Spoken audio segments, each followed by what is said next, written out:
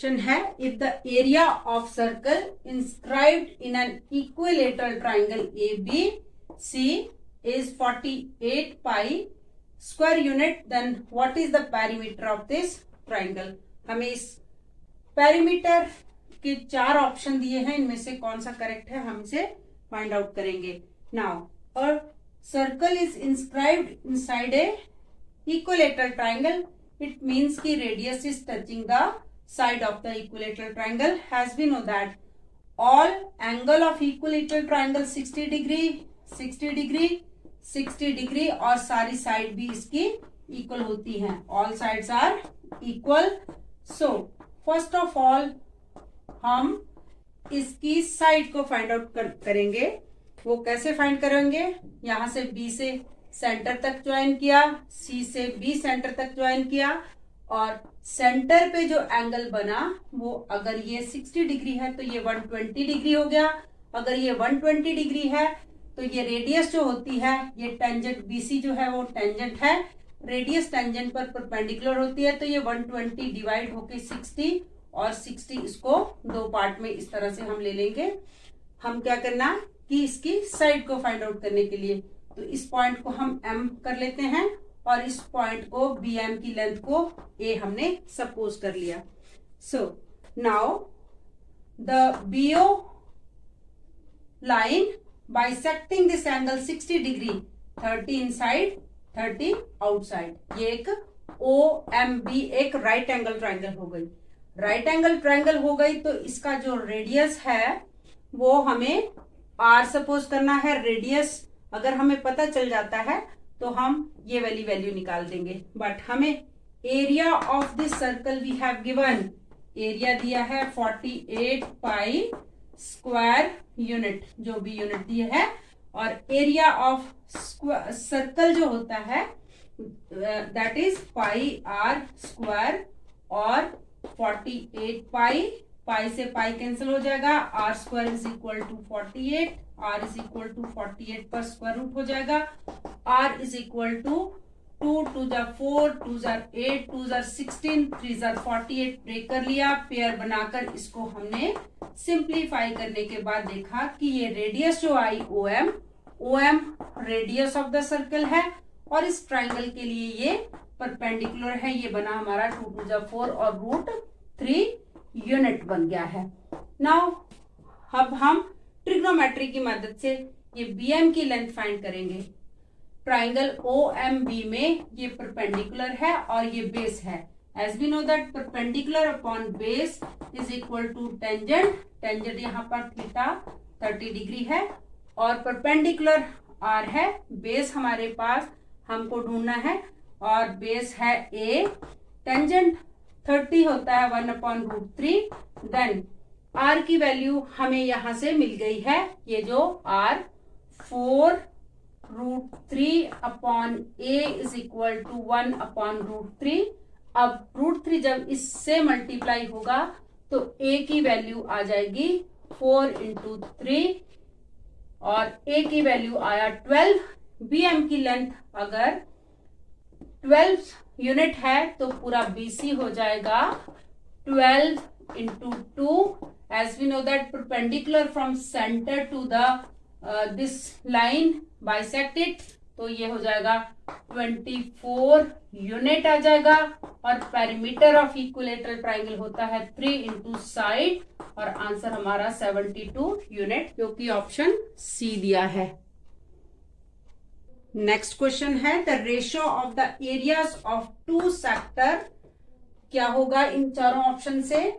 तो हमारा circle 3 sectors में डिवाइड है, 2 सेक्टर का हमें एंगल दिया है और इन S1 और S2 का हमें रेशो फाइंड आउट करना है। तो S1 ratio S2, as we know that these 2 sector are of the same circle, therefore इनकी जो रेडियस होगी वो सेम रहेगी but their angles are different. इस एंगल को हम θ1 कर लेते हैं, इसको θ2, तो θ1 अपॉन 360 पाई R स्क्वायर ये सेम रहेगा।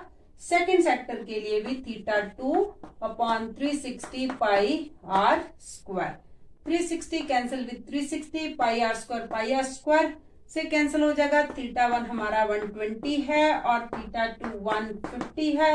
0 से 0 कैंसिल किया हमने। 4 के टेबल से इसको कैंसिल कर दिया, 4 नहीं 3 के टेबल से कैंसिल कर दिया। 4 3 12 और 5 3 15, 4 इंटू 5 और ऑप्शन डी हमारा राइट हो गया। नेक्स्ट क्वेश्चन है, if the area of sector is 5/18 of area of the circle then the sector angle कितना होगा।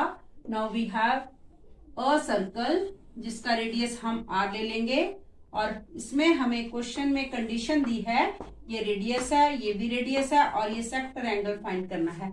इस शेप को हम सेक्टर कहते हैं। Sector area bounded by 2 radius and length of arc. Length of arc को हम L से डिनोट करते हैं। तो हमें यहाँ पर बोला कि एरिया ऑफ सेक्टर का फॉर्मूला होता है 360 theta upon 360 pi r square is equal two is means equal 5/18 of pi r square. Pi r square से पाई r स्क्वायर कैंसिल हो गया। देन 18 से हम 360 को डिवाइड करेंगे। 18 2 36 0 और theta upon 20 is equal to 5। Theta 5 into 20 तो थीटा की वैल्यू 100 डिग्री आ जाती है और ऑप्शन 3 राइट हो जाता है। Next question is shaded region of the given figure is. In 4 option में से हमें ढूंढना है। तो गिवन फिगर में जो शेडेड रीजन है उसका एंगल नहीं दिया है, इसको हमने थीटा कंसीडर कर लिया, बट इसकी रेडियस 3 है तो ये भी इसकी 3 रेडियस है। बट यहाँ थीटा एंगल 60 डिग्री 90 और 90 है। तो angle sum property of quadrilateral से हम सबसे पहले एंगल को फाइंड करेंगे। इसको plus theta is equal to 360, तीनों को ऐड करेंगे तो 240 plus theta is equal to 360 और थीटा एंगल 120 डिग्री आ जाता है। Now the area of sector theta upon 360 pi r square. अब थीटा हमारे पास यहाँ पर आ गया है 120 अपॉन 360। पाई की वैल्यू पुट अप करने की जरूरत नहीं है क्योंकि आंसर हमको पाई में दिया है। पाई को हम एज इट इज रहने देंगे, बट r स्क्वायर है मीन्स की 3 का स्क्वायर करेंगे। 0 से 0 कैंसिल हो गया। 12 बन जा 12 3 36 पाई अपॉन 3 और 3 का स्क्वायर 9 होता है।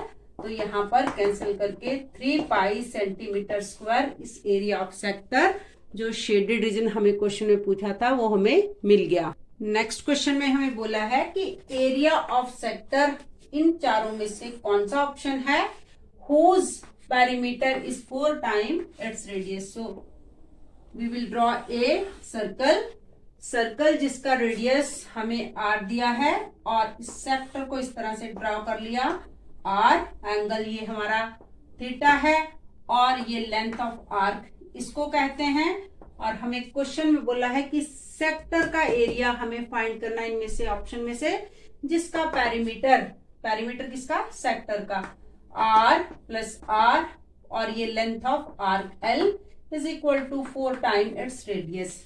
किसी भी फिगर का पैरीमीटर उसकी बाउंड्री की लेंथ को ऐड करके हम पैरीमीटर फाइंड आउट करते हैं। तो l यहाँ पर रह गया लेफ्ट साइड में 4r था, r plus r 2r, right side जाकर -2r हो जाएगा तो 2r हो जाएगा।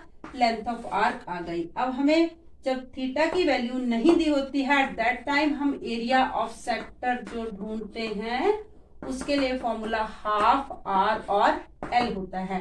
So we have 1/2r, l हमने यहां से ढूंढ लिया इंटू 2r, 2 से 2 कैंसिल हो जाता है तो ये r स्क्वायर यूनिट जो है एरिया ऑफ सेक्टर की वैल्यू आ जाएगी जो ऑप्शन सी में दी है।